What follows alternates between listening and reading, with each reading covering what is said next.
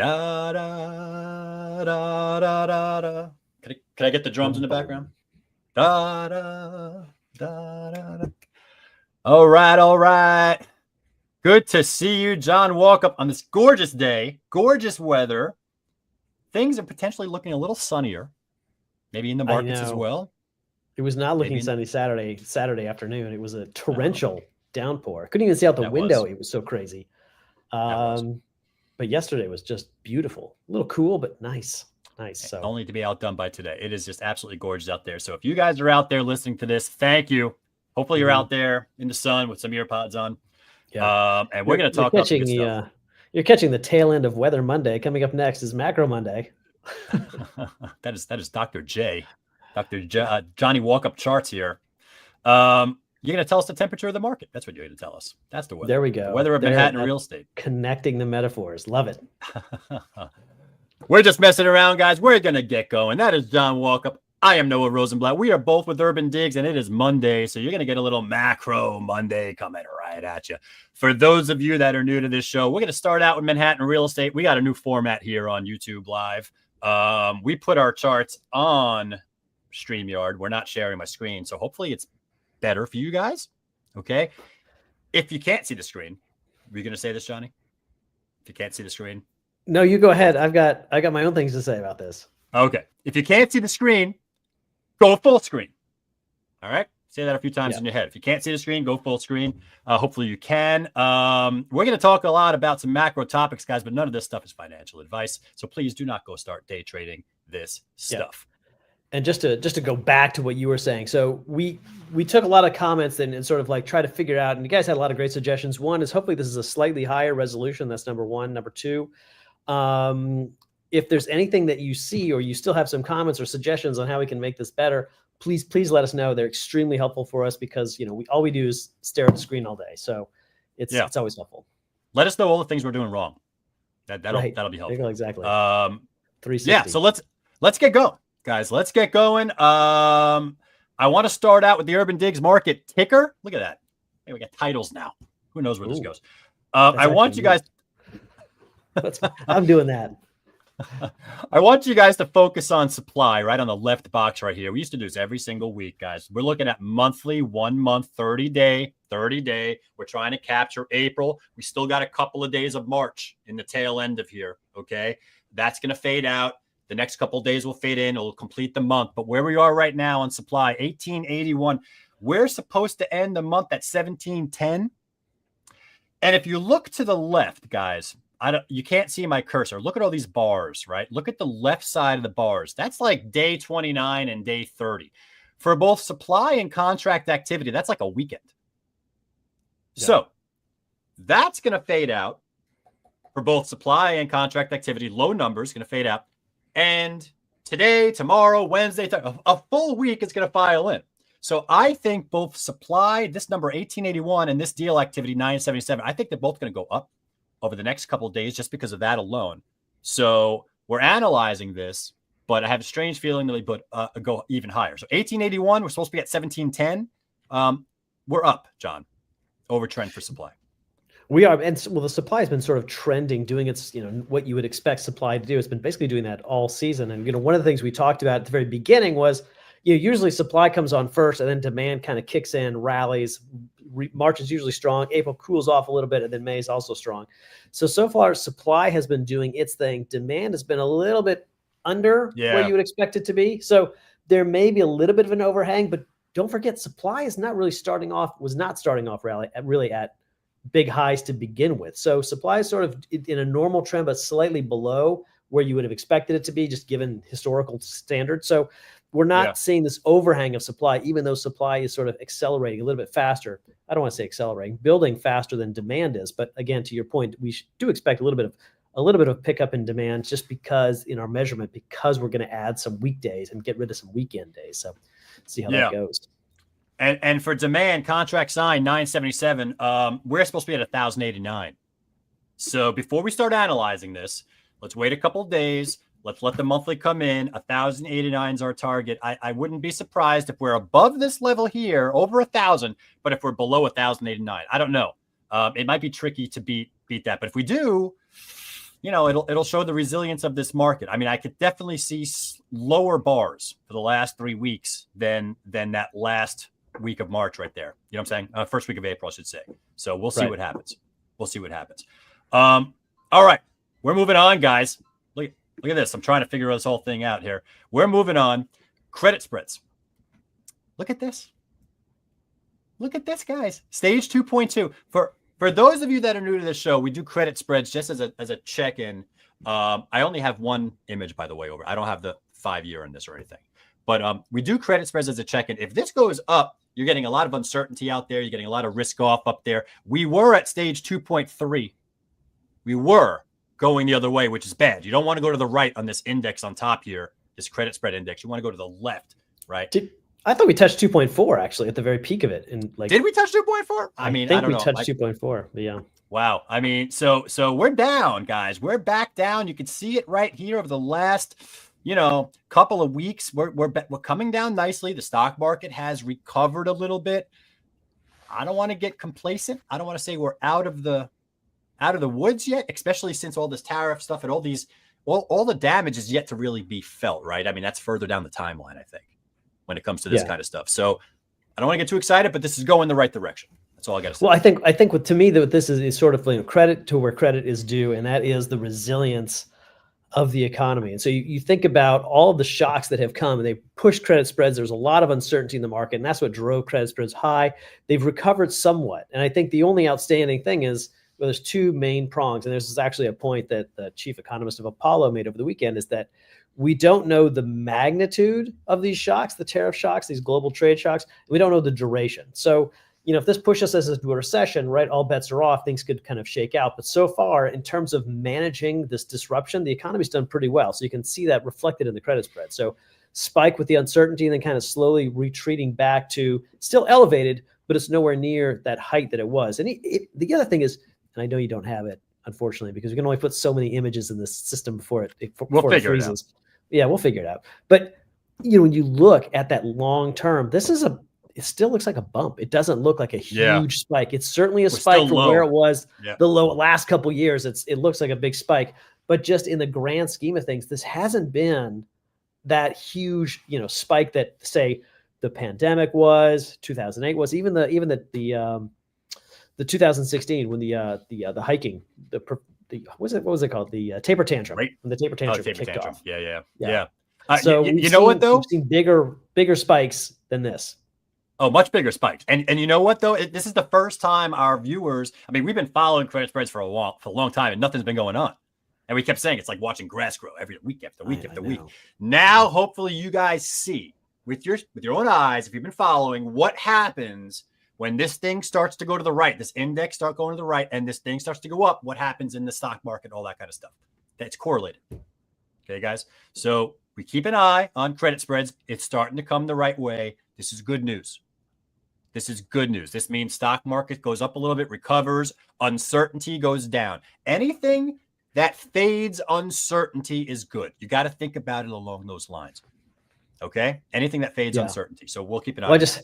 Speaking of uncertainty, I want to jump in because there are some interesting factors that might contribute. This is my turn to add something to the stage here. So I'm going to put this chart up. So I'm going to interject. So these are some of the headwinds, facing, what was powering that big move up in credit spreads, and what's been sort of, as you get a little certainty on these things, it's been dragging it down. I mean, there's a lot of things here. So there is still a lot of uncertainty out there. And that's what led some of the economists over the weekend to say, looks like there's a 90% recession probability. So, look, still a 10% that it might not happen, but some people are starting to call for a recession simply because all of these factors, and it's just each one of them has its own sort of realm of uncertainty and magnitude about it. So there's not out of the woods yet, but it's nice to see those credit spreads coming down. Yeah, and as each of those uncertainty for each of these little bubbles here gets popped or fades, that's going to be helpful for us, right? So we'll keep an eye on this. We got to make sure things don't start going the other way again. That's why we watch credit spreads. Okay, thank you, John. Good interjection. Let's move on, guys.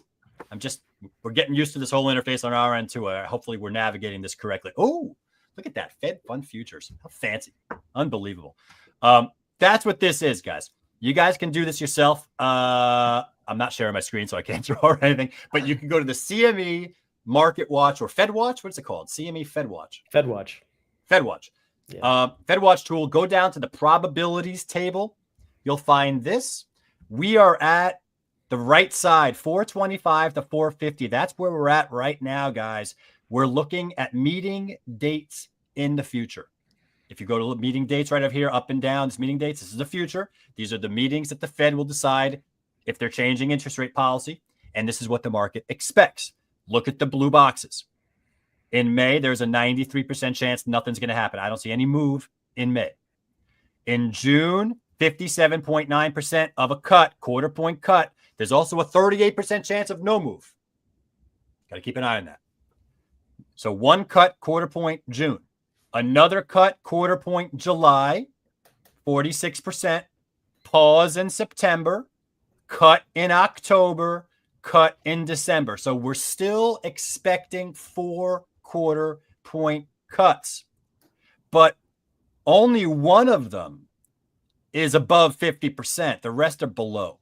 So we don't know, guys. We got to be careful. Okay. Well, I mean, the Could be June cut, less. I think the June cut last week was like 64% we were looking at it. And it's since, come back down. So, Yeah. you think about where these were at the end of March. I think all these blue boxes, there's one of them like under 2%, right? It was like 1.75 to 2, wasn't it? And they've kind of all shifted to the right, sort of lining up again. But yes, the probability for that May rate cut pretty much is out of the picture. The June one at 58% is a little bit lower than it was. So it's still a little bit before. It's not, half and half anymore. It's slightly ahead of half and half, but not by much. Yeah. I think what you need to know, guys, first cut June, last cut December for this year, 4 cuts, but only one of them is above 50% and the other ones are questionable. Okay. That's the point. Hopefully you guys get that. I see the comment coming in. Comments are like 20 seconds delayed. Johnny? Yeah. So when someone misses the pointer, I missed the pointer too. We have to figure out how to bring that back. It's a push pull sometimes with this technology. I like drawing. We'll figure this all out. All right. Well, I want to show you guys mortgage rates. We're going to add it to the stage here. Okay. Here's mortgage rates. I actually overlaid this before I took the screenshot. You could see, but mortgage rates did tick up with this whole thing. I got 30-year. I got conforming. I drew this channel here. I drew this channel like we've been in since when? This is like to late 2023. We've been in this like almost like a little bit of a wedge kind of channel, and we've been to the high end a lot of this channel versus the low end, but we're at the high end. It makes me wonder whether or not like we're at the level of peak rates that we're just going to kind of cling to this channel, and the next move might be down. I don't know. I thought it was interesting. Yeah. Well, I'd like to see it down. I mean, if you're looking at where the 10-year is, which is kind of where the treasuries, the mortgages tend to trade off of, they're down from their high. I think the 10-year yield right now is like 4.25, 4.24, something like that. A few weeks ago it was at 4.6. So we've had, they've really come down quite a bit. So hopefully they can keep working their way down, especially as credit spreads lower and that risk seems to sort of, unspool a little bit. Hopefully we can get mortgage rates back down again too. Yeah. We're at the high side. We're at the high side. So, and yeah, guys, keep giving us feedback. We're going in between versions of this live stream, trying to see what you guys like better, whether it's the old version of sharing the screen and drawing or this version, right? Because the charts were a little fuzzy last time, right, John? The charts were fuzzy because we were screen sharing. Sorry to dive into the weeds here, but yeah, so we're putting the charts here there, but you can only do a cursor when you share your screen. So we'll figure it out. We're working on it. Work in progress. Promise we're listening. All right. So mortgage rates are like kind of lingering on the high side here. I wonder if this is all played. We've been stuck in this channel for a long time. We haven't busted out either way. Outside of this going down here in late 2024, we haven't busted out of this either way in a while. So mortgage rates, they're stuck in this range, which is good for consumers, right? I mean, because they make decisions. And honestly, right, good for consumers. Let's just go national a little bit here, guys. A little national. I like to add national flavor here. This is looking at mortgages, purchase application mortgages across the country. A lot of data, people buying homes, mortgages, purchase applications, easily tracked, right? We can believe in it. And we all know it was a messed up couple of years, right? But look how it's coming back up again. Look how it's early. I know it's early and all that kind of stuff, but like we're starting to kind of show that we're bouncing out of this trend. I don't know. We're at a better place than wherever we were. I know for Manhattan, well, I don't know about the post-tariff thing yet, but like for Manhattan, we were doing good up until pre-tariff and busting out of it. Is this a good sign here, Johnny? I mean, what do you think? Too early? Well, I think you have to take a lot of this chart into perspective, right? So you look at the very first wave on the left, that's 2000 and 2004. And then there's the 2016 to 2020 run up. I mean, or what is that, 2014 into 2016. So you have these two chunks of which we saw massive amounts of volume come in. So yeah, compared to that, like this is a teeny tiny bounce, but I prefer your point, which is to say that it's coming back and it's coming back in a more measured way, which is, I mean, I feel like I talk about this all the time, but I like that balance. I like to see supply and demand rise and balance. I don't like to see these huge spikes one way or the other. So to me, this is a good sign. This is a sign of progress. And look, you want the market to kind of, get into gear. You want to stay, cruising in fourth gear. You don't need to go into overdrive. You don't need turbo. Speed limit's 55. It's okay. We can do that. 55, stay alive kind of thing. 55, stay alive. We got a quote here saying that even takes into account the Fed dropping rates in the election, so they seem to be fairly stable or dropping. Yeah, I mean, we'll keep an eye on this. We'll keep an eye on all this. And just to show you a couple of national housing things, guys, I went real quick. Okay, this is supply, guys. Look at supply of the U.S. housing market. Okay, and look at months of supply. Supply is the top. The blue is U.S. existing home sales inventory. I drew a line just to show you it's rising, it's coming back, but look where it is. Like, just again, it's structurally, this is not a lot of inventory out there. And look at months of supply, right? Months of supply is like absorption rate, I guess, right? Months of inventory, months of supply. It's kind of going up is bad, going down is strong, like seller's market down, buyer's market up. And just, we're rising. We're rising, but just look at where we're rising from. Right. So there's structural strength there. That's all. Well, there is. And I think, so Resi Club, we love Resi Club. They put out a chart in which they analyzed Zillow's heat indexes and kind of created their own sort of measure of it. And this is what the national market, so if you think about what we have on UrbanDigs, right, for Manhattan, we've got our ticker, we got liquidity, we've got market pulse, kind of a similar thing what Zillow's doing here, and just kind of get a sense of where the national market is. And where is it? It's just on the sliver end of seller's market, right? So it's just above the neutral market, but you can see it's been working its way down since, the peak of 22. It's kind of working its way down. Looks like it's very seasonal, right? Those are some of the patterns, same kind of patterns that we see. But for all practical purposes, at the national level, it's still very much a neutral market. Now, again, one of the things we talked about last week is how the Northeast is doing completely different things than the Southeast. So again, obviously your mileage is going to vary depending on what city you're in. And then whatever city you're in, obviously, if you're talking about Manhattan, if you're in an Upper West Side co-op, you're going to be seeing a different market than say like a downtown condo, right? It's so sliced and diced that you can't really look at one chart and say that's how it is. But FYI, that's kind of how the national market stacks up when you average it all out. Yeah, I was just thinking, I'm like, oh, this chart looks familiar. I've seen this on UrbanDigs, this kind of a chart right here. And then I see the comment from Kevin that Zillow's copying UD. Hey man, copying is the most sincerest form of flattery. So I will take it. Yeah, John, it's interesting and it tells you about the structure of this whole thing, the structure of the market. And when you look at prices, just look at price action, guys, look at the bottom, look at the orange, look at the orange. This is U.S. National Association of Realtors existing home sales median sales price. Okay, median sales price. Look at the green. I know it's small for you guys. Again, I think. Look at the green arrow that I pointed out from 2015. Look at the green arrow from 2015. That goes to like 200 level. Remember what I told you guys? The national housing market over the last decade has done things that we have not had. We've been stuck in a range since 2015. We're essentially flat. It's a lost decade for very good reasons. A lot of policy-driven reasons, the pandemic, the commercial market, we're not at full capacity, a lot of good reasons. But that also is going to protect us from any downturn. I'm going to say protect us. The shape and the form of any down cycle is going to hit us different because we're not up 100%. This is the chart I was referring to, guys. Like median sales price outside our market nationally, in the last 10 years, they're up 100%. And we're flat. I mean, 65% cash. That's the answer. Joe right there is asking a question. We're 35%, 40% financed in our market, 65% cash. It's very, very, very, very, very different market. And I feel like We've had a bad couple of years in volume. We're starting to come back. Now we got to figure out where we are.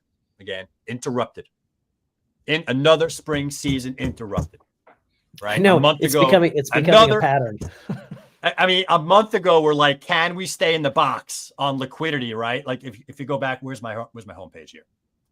See if I can add this to the stage, right? Look at the bottom chart, guys. That's liquidity, right? A month ago, we were like drawing out a box on that right side saying, can we stay in the box?